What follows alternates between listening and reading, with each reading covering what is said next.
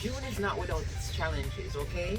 You have many things to contend with, but you still want your garden to look flourishing, to look like things are working, okay?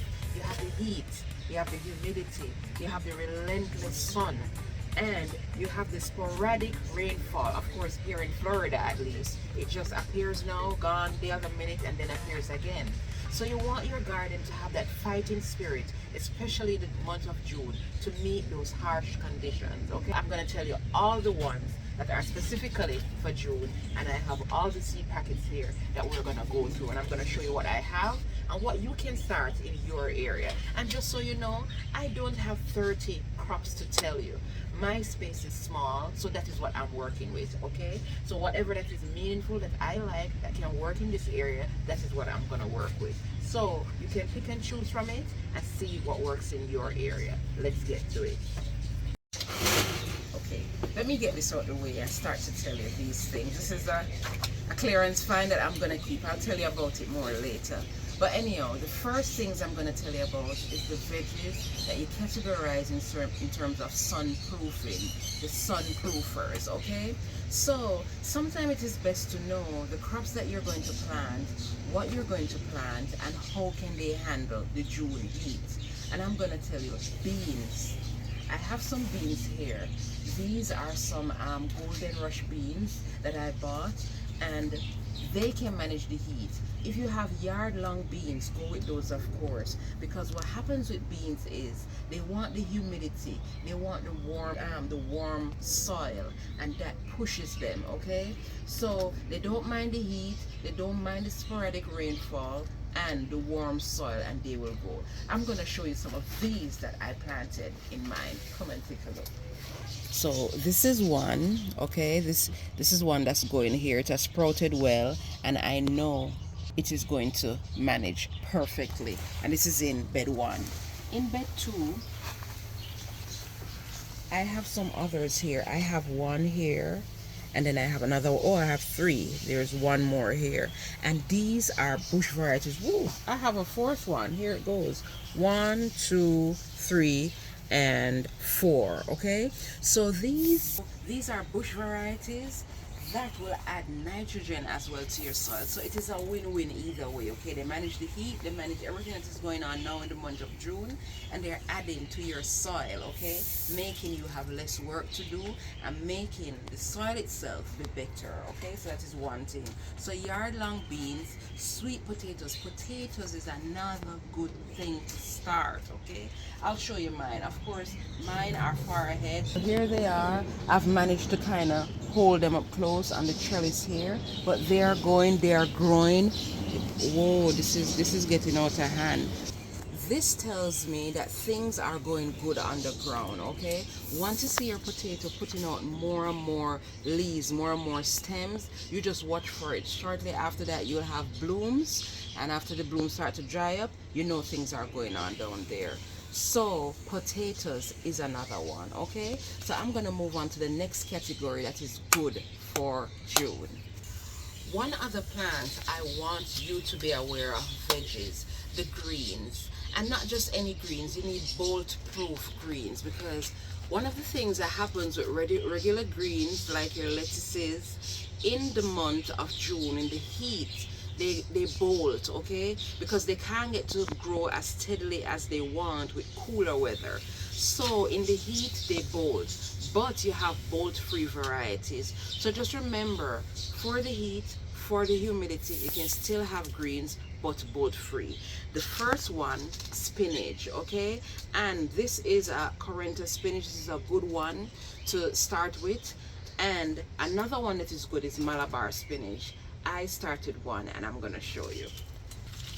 Here you have it. This is a Malabar spinach. You can recognize it from the thick stem that is slightly tinged red there, and this is doing well. And if you notice, I placed it in the corner strategically so that it can trellis on top of my little trellising system here. It can come along and grow and spread well, okay? So spinach, it is tough, it can manage the harsh conditions, and it can manage the humidity. At least that is what it needs, and it loves the warm soil, okay? That is another category of produce that you can plant. Malabar spinach, another one that I don't have, but I'm gonna see how I can find space in a pot for it, and that is amaranth. Amaranth is a green that is very healthy, very nutritious, high in iron, good, good. You can use to make juice. You can use it, stew it up as a regular vegetable as you would any other one. But amaranth is tough. It loves any kind of soil. It thrives in any kind of soil. And it also thrives in the harsh conditions. And the warmth of summer, it loves it. And it can take the sporadic rainfall, the sudden gush here and there. It won't destroy the roots. It will not unsettle the plant. So not because it's summer means that you can't have greens. You just have to pick the specific ones that can take the heat and can deal with the humidity, okay? So we're gonna move on to another category, a must-have category in the month of June. Now, I want to show you something because this is another category, root crops, okay? Yes, I told you about the potatoes earlier, but there's another category that adds sprinkles, tropical touch to your garden because of the leaves above. But that tells you it is spreading very good, very well underground, and mine is starting to show now, and I'm so happy, and that is ginger. Let me show you here. So this is one of my 2 ginger plants here. Here it is. It has grown well, so this is telling me that things are going good underground. And let me show you over here. Here you go again. I have some more ginger. Okay? So if you want to add a tropical flair, to your garden, this is another go-to. This can grow really high. The leaves are very striking, very green, and it makes things look very lush. But apart from that, you know that things are also getting lush underground, and this is a good one to have. Ginger, the root crops, you have ginger, you have turmeric. That is another good one too. The heat won't bother it, and it thrives in the warm soil. That is what these root crops need. So the month of June is a good time to start these because it means you'll have ginger to harvest by end of year, okay? And this will add a good punch to your foods, your rice, your spicy rice. I use it in rice and peas when I'm doing rice and peas, and of course your drinks when you're doing it. So this is another good one, okay? So always remember those tropical flares, the ones that look good above but doing real business underground, okay? So we're gonna move on. Oh, the other thing I wanted you to know about is flowers. Flowers is a good category to add. I did add some for the month of May, and I want to tell you about the ones for the month of June. One specifically that can handle the tough June heat, that is the sunflower. I don't have a sunflower, and I'm starting to regret it, you know. But here I have a pollinator here. This is a pollinator plant. This is a geranium, which is another good one, which is still managing. But as you can see, the flowers here are starting to show signs of distress because the heat is up on it, and even though it is under the shade of the house here, yes, the leaves are still looking nice and green, but the flowers are starting to show distress. A sunflower would not, because this is its time of year. So if you happen to stop by your garden center, grab one of those sunflowers. I stopped by mine the last time. They had the short variety. By the time I went back, they were done. So here I am, still wanting. But I'm gonna get a sunflower for my garden, because of course, if you're watching that video I did as it relates to pests, they also do serve a purpose. So we're gonna get some sunflower inside here, because that is another good one. Specifically to I wanted y'all to know about the Mexican sunflower. The Mexican sunflower is a good one that can take the heat, because of course it thrives in that desert-like conditions. So meeting the sunshine and facing it and dealing with it in Florida is nothing for it to do. So just take that into consideration. So if you're considering flowers, sunflower, the height of June, and you'll be fine. Now I left the best for last, and I'm gonna show you. Here's one more category of plant that I want you to know about, and those are the hydrators. The one that hydrates you for the summer, and definitely they soak up all the sun that the summer can give and still manages to do that. One of them I'll show you right here. So you have the okra plant. This is tough as nails. This plant was, I planted these seeds like 3 weeks ago, and look at this plant, okay? It is blossoming well, and I put some companion plants, some pest deterrent plants. I have green onions here, scallions in here, and I have my zucchini that's doing well, making a good family. But if you notice, this okra plant is on top of the world. It's the tallest. It loves the humidity, it loves the rough soil, and it can manage the sporadic rainfall that comes with it. This is its time to shine. So here I'm gonna have, I know I'm gonna have some okra soon, and I'm gonna show you one more that is booming. Come with me.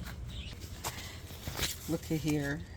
I don't even want to touch it too much, but this is a cucumber, one of those Armenian type cucumbers. And if you see the vine here, it's going and going, and I have more blossoms on top here, so I know I'm gonna get more of this. I know this is not the biggest one I'm gonna get, but I see more. I don't want to touch it because when you touch it, the blossoms from these can fall easily, but this is a good one. These is a good and I have another little one over here. It's growing up. Oh, I see a cucumber right there, you see? Yep. So it's gonna take my trellis and do its thing, and that is what I want. I'm gonna show you the packet for this. This was an Indian snake. That was an Indian snake cucumber. And I have another one here. I have the dragon's egg cucumber, and this one is right here. Look at this, and I'm gonna show you some baby. Ooh, look at that one. And they say you mustn't two. They say you mustn't count food on the thing, so I'm not gonna count anymore. But I have two of them. This is one, and this is one over here that is going and going. And I forgot to show you this. This is a yard-long bean vine, and see, it is taking my trellis and it is going on. And it started from inside the bed. You see, and here it is, right here, and it just went up and it just took off. And this one is a red bean, so I can't wait for it to flourish. Talked about spinach. We talked about peppers. Peppers are good to start, and you see my peppers going on here. Here they're turning, and here's another one. Oh, I wanted to point out to you guys that this pepper plant is the one that I did afterwards and put an egg at the root, and you can see it is now bigger than the others. So this proves my point that the egg at the root of the peppers measure, okay? You have radishes that you can start. I started mine again as well. I showed you garden beans, of course, more peppers, and I have my fish hot pepper that I started, and here they are.